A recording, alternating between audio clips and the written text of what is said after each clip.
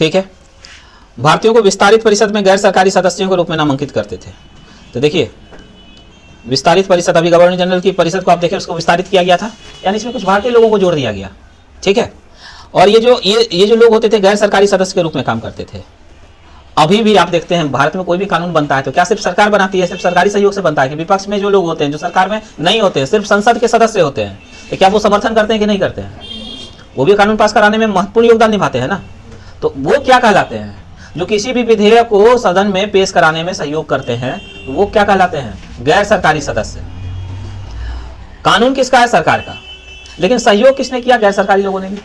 उसी तरह से यानी विपक्ष के जो लोग होते हैं वो गैर सरकारी सदस्य होते हैं। ठीक है। तो यहां रखिएगा गैर सरकारी सदस्य के रूप में नामांकित कर सकता था कौन? वायसराय। अभी भी आप देखते हैं मनोनीत करते हैं कि नहीं? यहां भी ये देखिए नामांकित कर सकते हैं, अभी भी मनोनीत कर सकते हैं राष्ट्रपति कुछ लोगों को। तो राष्ट्रपति का पद समझिए गवर्नर जनरल के पद के समकक्ष है। ठीक है।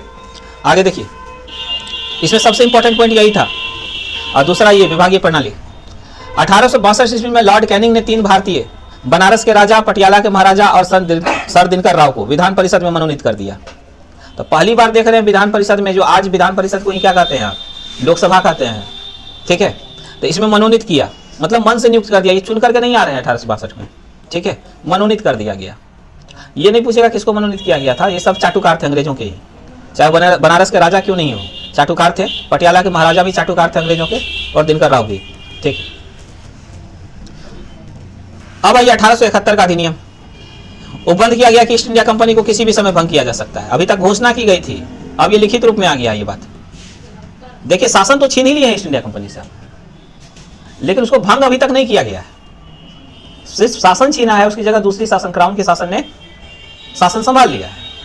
लेकिन ईस्ट इंडिया कंपनी को अभी तक भंग नहीं किया गया है, समाप्त नहीं किया गया है। इसमें पहली बार प्रावधान है। ठीक है। जनवरी 1884 में ईस्ट इंडिया कंपनी को औपचारिक रूप से भंग कर दिया गया। बहुत इंपॉर्टेंट क्वेश्चन है। 1 जनवरी 1881 को क्या किया गया? ईस्ट इंडिया कंपनी को औपचारिक फॉर्मेलिटी के साथ पूरी तरह से भंग कर दिया गया। व्यवहारिक रूप में तो भंग ही हो गई थी, जैसे ही क्राउन ने शासन संभाला भंग हो गई 1858 की घोषणा के साथ ही। लेकिन औपचारिक रूप से भंग नहीं हुई थी, बाय फॉर्मेलिटी, कागज पत्तर से। अब वो भी भंग हो गया। ठीक है। 1 जनवरी 1884 को। और यहीं पर देखिएगा, अब आगे देखिए, शाही उपाधि अधिनियम 1876। इसमें एक ही क्वेश्चन पूछा जाता है, देखेंगे अभी। इस अधिनियम द्वारा गवर्नर जनरल की केंद्रीय कार्यकारिणी में 6ठे सदस्य, अब देखिए उसके जो परिषद में 6ठे सदस्य की नियुक्ति कर लोक निर्माण विभाग का कार्य सौंपा गया। 28 अप्रैल 1876 को एक घोषणा द्वारा महारानी विक्टोरिया को भारत की सामग्री घोषित किया गया। थी तो पहले से, लेकिन इस तरह से घोषित नहीं किया गया था कानून बना करके। तो यहां देख रहे हैं कि क्या हो रहा है, विक्टोरिया को भारत की सामग्री घोषित किया गया। डेट पूछता है ये, तो आप अप्रैल 1876 याद रखिएगा। ठीक है। महारानी को सामग्री, जैसे सम्राट होता है ना पुरुष के लिए, महिला के लिए सामग्री। ठीक है। साम्राज्ञी। ठीक है। चलिए 1892 देखिए, भारत परिषद अधिनियम फिर से आ गया, यानी और विस्तार होने वाला है इसका। इस अधिनियम की मुख्य विशेषता देखिए, अप्रत्यक्ष चुनाव प्रणाली की शुरुआत हुई। पूछा जाता है अप्रत्यक्ष चुनाव की मतलब अप्रत्यक्ष चुनाव प्रणाली मतलब क्या? कुछ लोग चुनेंगे और वो लोग फिर आगे वाले को चुनेंगे। तो अप्रत्यक्ष चुनाव प्रणाली की शुरुआत हो गई। इसके तहत राजस्व एवं व्यय अथवा बजट पर बहस करने तथा कार्यकारिणी से प्रश्न पूछने की शक्ति दी गई, यानी विपक्ष का दर्जा मिल गया भारतीयों को। तो बजट पर बहस करने का अधिकार पूछता है। हालांकि बजट रुकवा नहीं सकते थे, लेकिन बजट पर बहस जरूर कर सकते थे। ठीक है। और कार्यकारिणी से प्रश्न पूछने की शक्ति किसको मिल गई? भारत के उन लोगों को जो अप्रत्यक्ष चुनाव प्रणाली के माध्यम से यहां पहुंचे। ठीक है। आगे देखिए, अब 1909 में आइए भारत परिषद अधिनियम, बहुत इंपॉर्टेंट है ये। इसी को कहते हैं मार्ले मिंटो सुधार। अब लोग चुन करके आएंगे तो कोई ना कोई विधि बनाएंगे, चुनाव होगा तो हो सकता है कि हम आरक्षण दें, या हो सकता है पृथक निर्वाचन पद्धति लाएं। ठीक है। तो ये सब होगा इसमें। पहली बार मुस्लिम समुदाय, जो पहली बार हो ना वो बड़ा इंपॉर्टेंट हो जाता है। पहली बार मुस्लिम समुदाय के लिए क्या लाया गया? पृथक प्रतिनिधित्व। इसी को कहते हैं पृथक निर्वाचन पद्धति। पहली बार मुसलमानों के लिए लाया गया, यानी सिर्फ मुस्लिम ही मुस्लिम को चुन सकते हैं। वही क्षेत्र घोषित कर देगा। मान लीजिए जैसे बर्मन की है, इसको कह देगा ये मुस्लिम पर सीट है, तो अब पृथक निर्वाचन पद्धति में क्या होगा? इसमें सिर्फ मुस्लिम कैंडिडेट ही खड़ा होगा और सिर्फ मुस्लिम कैंडिडेट ही उसको वोट कर सकता है। तो बाद बाकी लोग पूरी तरह से नेग्लिजिबल हो जाएंगे, नगण्य हो जाएंगे, उसका कोई मतलब नहीं रह जाएगा। आरक्षण अलग चीज। आरक्षण में क्या होगा? कैंडिडेट किसी खास वर्ग से जरूर चुना जाएगा, लेकिन वोट सब करेंगे। खड़ा होने वाले में कुछ वर्ग विशेष होगा, लेकिन वोट सब करेंगे। अब पृथक निर्वाचन पद्धति में क्या होगा कि खड़ा भी कुछ विशेष समुदाय के लोग होंगे और वोट भी कुछ विशेष समुदाय के लोग करेंगे, सब नहीं कर पाएंगे। ठीक है, आगे देखिए। और यही क्वेश्चन तो बार बार पूछता है, हालांकि अब सामान्य होगी, आप लोग इतना बार पढ़े हैं पृथक निर्वाचन पद्धति 1909 का भारत परिषद अधिनियम। आगे देखिए, इसके अंतर्गत मुस्लिम सदस्यों का चुनाव मुस्लिम मतदाता ही कर सकते थे। भारत सरकार अधिनियम के तहत पहली बार विधायिका में कुछ निर्वाचित प्रतिनिधित्व की मंजूरी हुई, मतलब चुन करके लोग आएंगे। इस प्रकार इस अधिनियम ने सांप्रदायिकता को वैधानिकता प्रदान की, मतलब धर्म के नाम पर लोग जीत करके आए, इस बात को वैलिड बना दिया। लॉर्ड मिंटो को सांप्रदायिक निर्वाचन के जनक के रूप में जाने जाते हैं। ठीक है, ये इंपॉर्टेंट क्वेश्चन है। लॉर्ड मिंटो को किस नाम से जानते हैं? सांप्रदायिक निर्वाचन के जनक के रूप में, मतलब धर्म के आधार पर लोग चुने जाएं, इस व्यवस्था की शुरुआत करने वाले कौन हमारे भारत में? Lord Minto. ठीक है, भारतीयों को भारत सचिव और गवर्नर जनरल की कार्यकारिणी परिषद में नियुक्ति की गई। देख रहे हैं आप, भारत के लोग लगातार भारत सचिव का जो परिषद है और गवर्नर जनरल की जो कार्यकारिणी परिषद है, इसमें नियुक्त हो रहे हैं वो लोग। केंद्रीय और प्रांतीय विधान परिषदों में पहली बार बजट पर वाद विवाद करने पर, पहली बार, ये क्वेश्चन इंपॉर्टेंट है, पहली बार बजट पर वाद विवाद करने, सार्वजनिक हित के विषयों पर प्रस्ताव पेश करने। धीरे धीरे ताकत बढ़ रही है। किस चीज की ताकत बढ़ रही है? भारतीय लोगों को धीरे धीरे प्रतिनिधित्व दिया जा रहा है कि भारत के शासन में कुछ सीमित भूमिका ही सही, लेकिन निभा पाए भारत के लोग भी। ठीक है, तो यहां पर पहली बार बजट पर वाद विवाद करने का अधिकार दे दिया गया। सार्वजनिक हित के विषयों पर प्रस्ताव पेश करने का, भले वो पास नहीं हो लेकिन पेश कर सकते हैं भारतीय लोग। ठीक है, पूरक प्रश्न पूछने और वोट देने, मत देने का अधिकार मिला। इंपॉर्टेंट है। कहां पर? केंद्रीय और प्रांतीय विधान परिषदों में। यहां पर, यहां जो केंद्रीय परिषद होगा दिल्ली में और जो प्रांतीय परिषद होगा अलग अलग राज्यों में, तो वहां जो सदस्य होंगे वो सदस्य अब क्या कर सकते हैं? बजट पर वाद विवाद कर सकते हैं, सार्वजनिक हित में कोई भी प्रस्ताव पेश करा सकते हैं, पूरक प्रश्न पूछ सकते हैं। जैसे किसी मंत्री ने किसी बात का उत्तर दिया, तो उत्तर देने के बाद भी कुछ प्रश्न बनते हैं उसके उत्तर से, तो इस तरह के प्रश्न भारतीय लोग पूछ पाएंगे। ठीक है, मत देने का अधिकार मिला, मतलब अब कोई भी विधेयक पास होगा ना, तो उसमें वोटिंग में भारतीय लोग भी हिस्सा लेंगे। अभी तक क्या होता था? भारतीय लोग वोटिंग में हिस्सा नहीं लेते थे और कोई भी बिल पास हो जाता था, एक्ट बन जाता था केंद्रीय विधान परिषद में, लेकिन अब उसमें किसकी भूमिका हो जाएगी? भारतीय लोगों की भी भूमिका। तो ये इंपॉर्टेंट है। आगे देखिए, प्रांतीय विधान परिषदों की संख्या में वृद्धि कर दी गई। यही बन गया कौन सी? विधानसभा। यही जो प्रांतीय विधान परिषद है, यही क्या बन गया? विधानसभा। ठीक है, इसकी संख्या में वृद्धि कर दी है। सत्येंद्र प्रसाद सिन्हा वायसराय की कार्यकारिणी परिषद के प्रथम भारतीय सदस्य बने। बहुत इंपॉर्टेंट क्वेश्चन है ये। सत्येंद्र प्रसाद सिन्हा क्या थे? IAS ऑफिसर थे।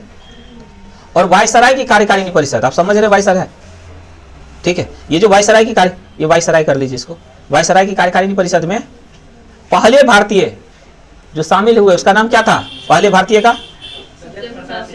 ठीक है, SP सिन्हा, सत्येंद्र प्रसाद सिन्हा। ठीक, तो आप समझ रहे हैं, कार्यपालिका के परिषद में पहुंच गए हैं, इतने योग्य हो गए हैं भारतीय लोग। ठीक है, उन्हें विधि सदस्य बनाया गया था। इस अधिनियम के तहत presidency, corporation, chambers of commerce, विश्वविद्यालय और जमींदारों के लिए अलग प्रतिनिधित्व का प्रावधान किया गया। इंपॉर्टेंट नहीं है। 1909 में लॉर्ड मार्ले इंग्लैंड में भारत के राज्य सचिव थे। पूछता है मार्ले मिंटो सुधार के बारे में, तो मार्ले क्या थे? इंग्लैंड में भारत के राज्य सचिव। और मिंटो कौन है? भारत का वायसराय है। दोनों को मिलाकर के लॉर्ड मार्ले मिंटो सुधार करते हैं हम लोग। ठीक है, और उसी का नाम है 1909 का भारत शासन अधिनियम। भारत में ब्रिटेन के सभी संवैधानिक प्रयोगों में सबसे कम समय तक चलने वाला अधिनियम 1909 था। यह प्रश्न पूछा जाता है कि जितने भी संवैधानिक प्रयोग हुए, ठीक है, उसमें सबसे कम समय तक कौन चला? आप सोचिए, सिर्फ 10 साल चला है। 10 साल भी 9 साल चला है। ठीक है, क्योंकि 1919 में फिर भारत शासन अधिनियम आएगा, तो कितना दिन रहा? 10 साल भी मुश्किल से नहीं रहा। तो इसलिए जितने भी संवैधानिक प्रयोग यानी जितने भी अधिनियम लाए गए हैं, सबसे कम समय तक काम किया है ये इंपॉर्टेंट शासन अधिनियम में। सबसे कम भारत शासन अधिनियम 1909। चलिए, इंपॉर्टेंट क्वेश्चन है ये भी। आगे देखिए, 1909 का भारत शासन अधिनियम, मॉन्टेग्यू चेम्सफोर्ड सुधार। अगला देखिए, 10 साल में फिर एक नया कानून आ गया। हर 10 साल में समीक्षा होती थी कि भारत शासन के लिए जो हम कानून लेकर के आए उसमें कोई कमी तो नहीं रह गई। और धीरे धीरे अधिकार देने की बात हुई कि भारतीयों को अगर हम थोड़ा थोड़ा भी सीमित अधिकार नहीं देंगे तो एक समय ऐसा हो सकता है कि भारत के लोग विद्रोह कर दें। 1857 जैसी क्रांति दोबारा नहीं हो पाए, इसलिए भारतीयों को कुछ सीमित अधिकार देने आवश्यक थे। और ऐसे संवैधानिक प्रयोगों में यही काम तो किया गया 1909 में पहली बार, और उसके बाद 1919 में थोड़ा सा ज्यादा देंगे। ठीक है, तो ये जो 1919 का भारत शासन अधिनियम है, इसको क्या कहा जाता है? मॉन्टेग्यू चेम्सफोर्ड सुधार अधिनियम भी कहा जाता है। दो नाम है इसके, ये भी बहुत इंपॉर्टेंट है। ठीक है, देखते हैं विशेषता क्या है। कहता है केंद्र में द्विसदनात्मक विधायिका की स्थापना। जैसे आज है ना केंद्र में द्विसदनात्मक व्यवस्था, एक है लोकसभा, दूसरा है राज्यसभा, है ना। उसी तरह से ये व्यवस्था हुई 1919 में कि केंद्र में द्विसदनात्मक विधानसभा होगी। ठीक है, विधायिका होगी। एक का नाम रखा गया भारत प्रथम, क्या नाम रखा गया? राज्य परिषद, यही बना है राज्यसभा। राज्य परिषद ही क्या बना है? राज्यसभा। और दूसरी का नाम रखा गया केंद्रीय विधानसभा, यही बना है लोकसभा। लोकसभा, आइए आरएस कर लीजिए राज्यसभा। तो किस अधिनियम के तहत बना है? 1919 का अधिनियम के तहत। ठीक है, अब देखिए इसमें संख्या दी गई है। संख्या कितना, इतना डीप नहीं पूछेगा आपसे। आगे चलिए,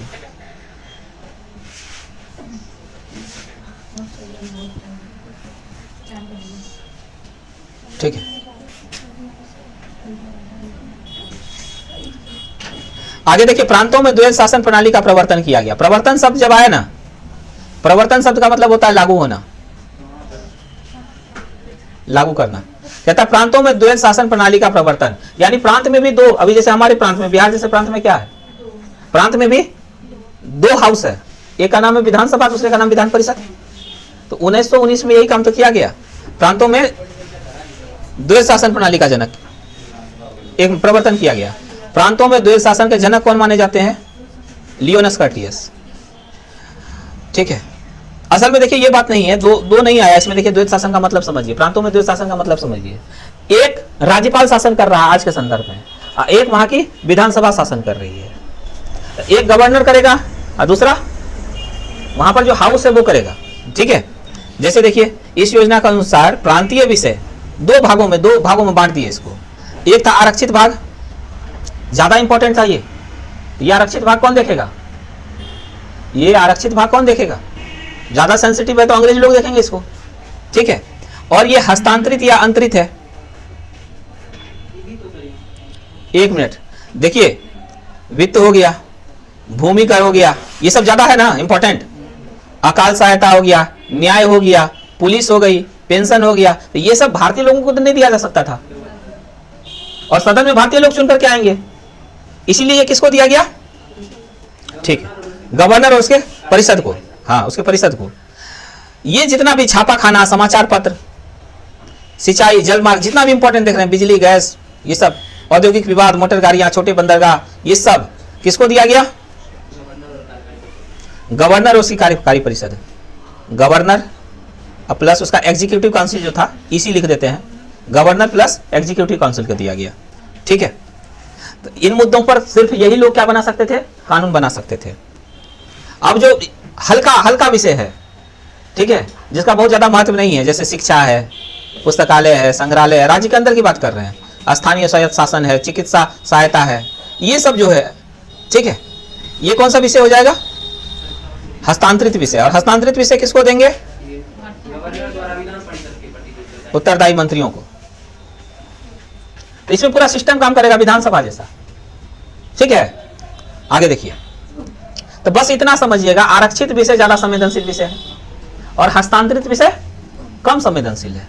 कम किसको दे देगा? सब मिलकर के बनाइए, और जो ज्यादा संवेदनशील है उसको सीधे सिर्फ गवर्नर बनाएगा, उसमें भारतीय लोग या किसी राज्य के लोग कोई हस्तक्षेप नहीं करेंगे। बस खत्म है ये। आगे देखिए, भारत सचिव को अधिकार दिया गया कि भारत में महालेखा परीक्षक की नियुक्ति कर सकता है। अभी जो महालेखा परीक्षक है बहुत इंपॉर्टेंट है, ये इसको टिक कीजिए, यहां से क्वेश्चन आ सकता है। किस अधिनियम में है? भारत शासन अधिनियम 1919। एक लोक सेवा आयोग के गठन का प्रावधान किया गया, ये भी इंपॉर्टेंट क्वेश्चन है, देखिए। ठीक है, तो दो क्वेश्चन हो गया यहां से इंपॉर्टेंट वाला। और इसीलिए आप देखेंगे लोक सेवा आयोग के गठन का जो प्रावधान किया गया था, अब लोक सेवा आयोग का गठन करेंगे, तो करने के लिए क्या किया गया? 1926 में देखते हैं ली आयोग आया, जो 1923-24 में गठित हुई थी। गठित कब हुई थी? 23-24 में। और इसने सिफारिश दिया कब? 1924 में सिफारिश दिया कि सिविल सेवकों की भर्ती के लिए केंद्रीय लोक सेवा आयोग यानी यूपीएससी का गठन कर दीजिए। ठीक है, तो देखिए 1926 में इसीलिए लोक सेवा आयोग का गठन हो गया। ठीक है, आगे देखिए, इंपॉर्टेंट क्वेश्चन है ये। इस अधिनियम के अनुसार वायसराय की कार्य, अब देखिए बात क्या है, अभी तक जितना आप पढ़े हैं, अभी तक जितना पढ़े उसमें सबसे ज्यादा इंपॉर्टेंट अगर कोई है 1909 भारत शासन अधिनियम, 1919 भारत शासन अधिनियम और 1935 भारत शासन, इसीलिए अब इसमें ज्यादा कुछ दिया हुआ है। ठीक है, क्योंकि अंत होने वाला है इसका।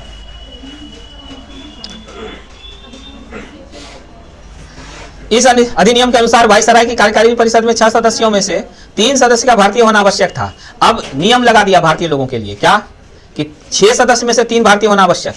किसमें? 1919 वाले में। इसने सांप्रदायिक आधार पर, अभी तक देख रहे थे 1909 में क्या किया गया था, सिर्फ मुसलमानों को पृथक निर्वाचन पद्धति दी गई थी, लेकिन 1919 में वो क्या किया, इस चीज को और बढ़ावा दिया। क्या किया? सांप्रदायिक आधार पर कहा गया सिख भी, सिख को सिर्फ सिख चुन पाएगा।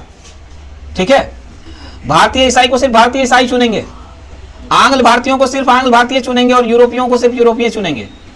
तो इस तरह से एक भारत में अनेक भारत को जन्म दे दिया अंग्रेजों ने। ठीक है, यही है टुकड़े टुकड़े। आगे देखिए, तो पृथक निर्वाचन पद्धति को और विस्तारित कर दिया ना। तो एक बात बताइए, जब सबको अपने अपने से मतलब होगा तो एक की भावना रहेगी तो देश तो टूटेगा। यही तो काम किया गया है।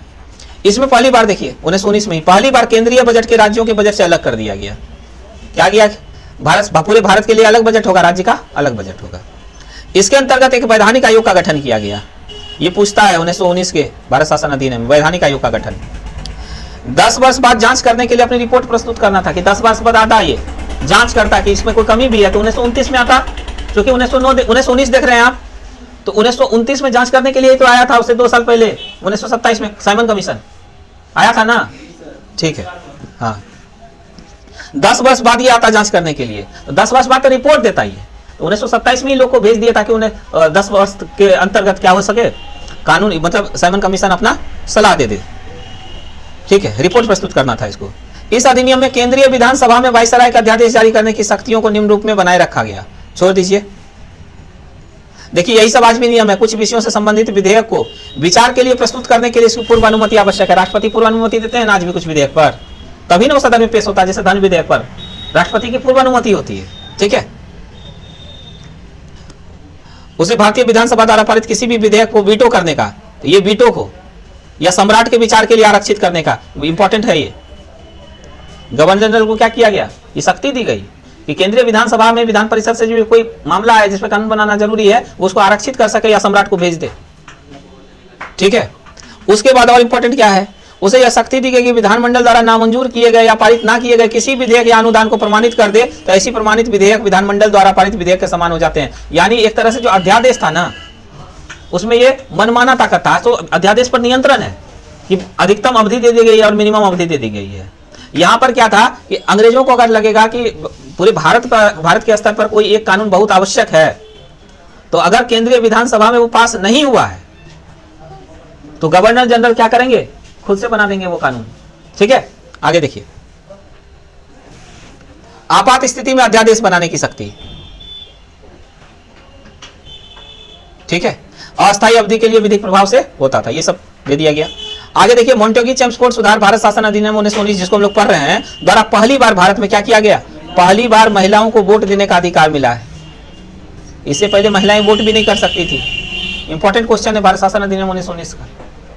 आगे देखिए, उस समय इंग्लैंड का प्रधानमंत्री कौन था? ठीक है, हाँ, तो याद रहेगा आपको 1919 में। ठीक है, महिलाओं के लिए लॉयल है ना, लॉयड जॉर्ज। ठीक है, जब 1919 का भारत शासन अधिनियम आया है उस समय प्रधानमंत्री कौन है? Lloyd George.